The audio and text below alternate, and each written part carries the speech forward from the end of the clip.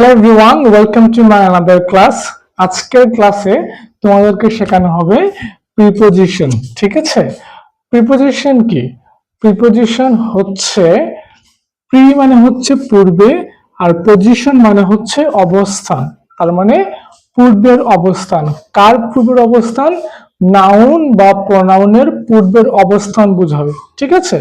যেমন আমি এখানে লিখে বুঝাই, I am in Sreemangal. I am in Sreemangal. ঠিক আছে? তো শ্রীমঙ্গলটা হচ্ছে একটা নাউন, এবং নাউনের পূর্বে মানে আগে কি হয়েছে? ইন। তো ইনটা হচ্ছে প্রিপোজিশন। ঠিক আছে? এই আর কি। আচ্ছা, এখন প্রিপোজিশন কিন্তু অনেক বড় একটা চ্যাপ্টার, অনেক বড় একটা লেসন, কিন্তু আমি তোমাদেরকে অতটুকু শেখাচ্ছি যতটুকু তোমাদের এখন জানা দরকার আছে। ঠিক আছে? তো মনে রাখো, প্রিপোজিশন বেশিরভাগই দেখা যায় যে টাইমকে বোঝায়, টাইম, প্লেস এবং ডাইরেকশন। ঠিক আছে? আজকে তোমাদেরকে শেখানো হবে প্রিপোজিশন অফ টাইম, মানে প্রিপোজিশন সময় কখন কখন ব্যবহার হয়। ঠিক আছে?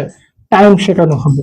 ওকে, তো টাইমটা আমরা তিন রকমের করব। দেখো, অ্যাট, অন, ইন, এই তিনটা দিয়ে কিন্তু টাইমকে বোঝানো যায়। ঠিক আছে? প্রথমে অ্যাট মানে কি? নির্দিষ্ট সময়, মানে একবার নির্দিষ্ট করে বললাম। তাহলে তোমাকে বলছি যে আমাদের ক্লাস শুরু হবে 8টায়, একদম নির্দিষ্ট হয়ে গেল। ঠিক আছে?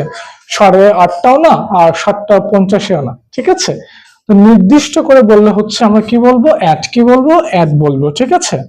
আমি এক্সাম্পল লিখে দিয়েছি এখানে। কি লেখা আছে দেখো, I wake up at 6 am, আমি সকাল 6টায় ঘুম থেকে উঠি। তো এই তো টাইম দেওয়া হতো, নির্দিষ্ট করে টাইম বলা হয়েছে, এর জন্য এখানে অ্যাড হয়েছে। ঠিক আছে? আচ্ছা, এরপরে কি আছে? অন। অন কি? দিন ও তারিখ বুঝায়। দিন ও কি বুঝায়? তারিখ বুঝায়।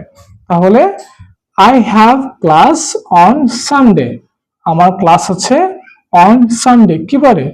রবিবারে। তো এটা হচ্ছে নাউন, আর এর পূর্বে কি বসেছে? অন বসেছে। ঠিক আছে? বুঝো। হ্যাঁ, তারপরে 3 নম্বর, I was born in 2010। I was born, আমি জন্মগ্রহণ করেছিলাম, ইন 2010, 2010 সালে। ক্লিয়ার? এই হচ্ছে ইন।